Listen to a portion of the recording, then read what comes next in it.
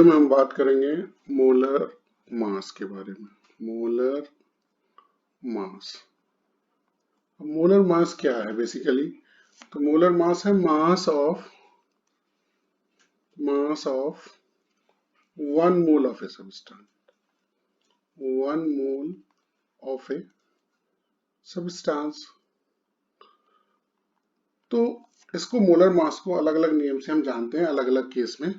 वैसे ये हुआ कि अगर इसका एसआई यूनिट की तरह देखें अगर मोलर मास को, तो ये होगा ग्राम पर मोल, ग्राम पर मोल।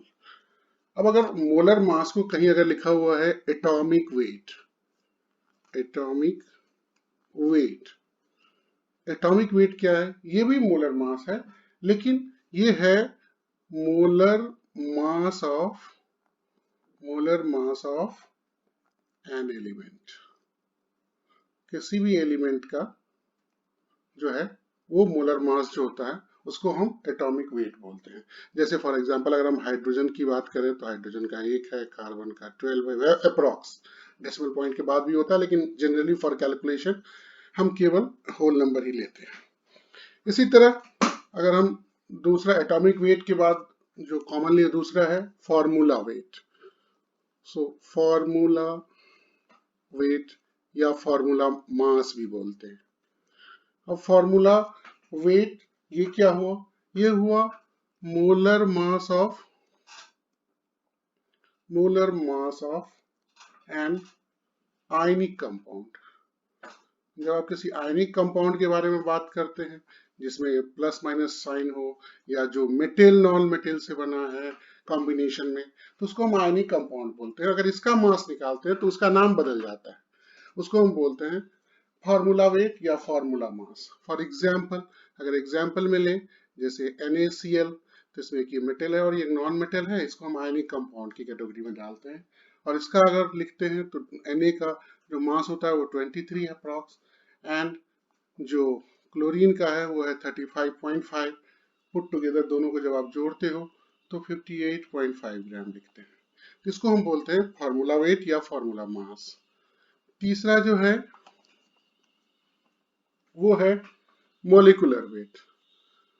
अब मोलिकुलर वेट में, मोलिकुलर वेट या मोलिकुलर मास जो होगा इसके केस में क्या होता है? इसमें होता है molar mass of, molar mass of a covalent compound, covalent compound. Covalent compound का एक अलग इसका वीडियो अलग से होगा, लेकिन ये है जैसे ऑक्सीजन है ओ का जो O2, N2 और भी बहुत सारे हैं, CO2। तो इन सब का अगर हम मास बताते हैं उसको हम मोलिकुलर वेट कहते हैं। अब जैसे इसके केस में O2 के केस में O2 का क्या होगा? O2 के लिखने के लिए 2 इंटू एक एटम का 16 हो गया तो 32 ग्राम लिख देंगे। इसी तरह अगर CO2 की बात करें तो C का 12 और 2 इंटू ऑक्सीजन का 16। तो अब जो आप दोनों को ऐड करेंगे तो हो जाएगा ये 44 ग्राम। तो इस तरह से अलग अलग नेम से जानते हैं।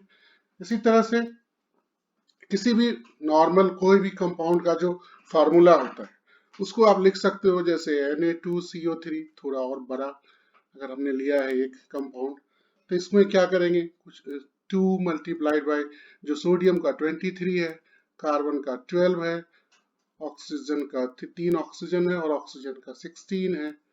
उन सबको अगर हम जोड़ देंगे तो ये आ जाएगा ऑलमोस्ट, ये हो गया 46, ये हो गया 12, ये हो गया 48 एंड टोटल पुट टुगेदर 106 ग्राम। यानी हम एक मोल के बारे में बात कर रहे हैं, यही इसका मोलर मास है।